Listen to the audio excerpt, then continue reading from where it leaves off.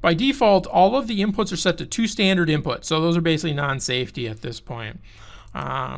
So I plugged in a ISD chain in the first slot, so that is actually dual channel OSSD.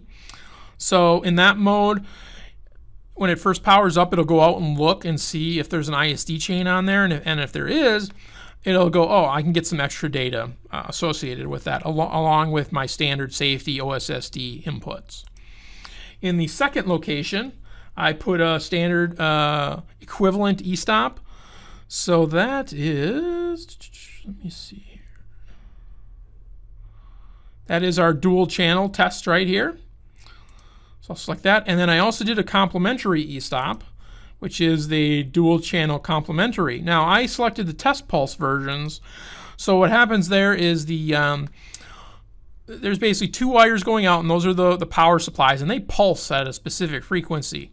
And so then it'll loop back into the inputs. So if the inputs aren't seeing that pulse pattern that is being generated by the other 2 wires, then the input doesn't work.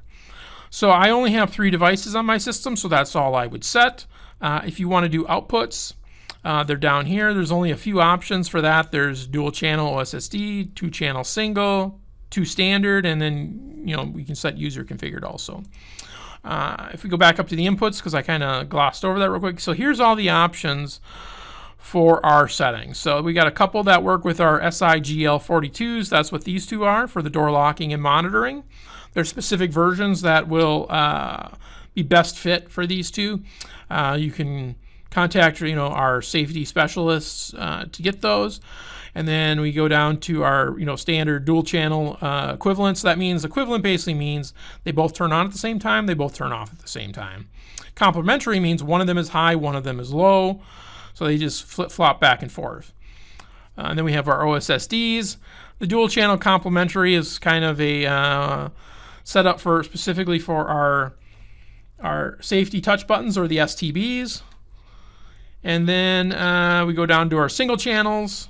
So these 2 single channel inputs, those will actually have test pulses on them, where the 2 standard inputs will not have test pulses. And then finally, there's a 2 standard outputs. So you can actually turn one of the ports into basically extra outputs if you need them. It's just they're not safety. And then finally, there's user configured settings.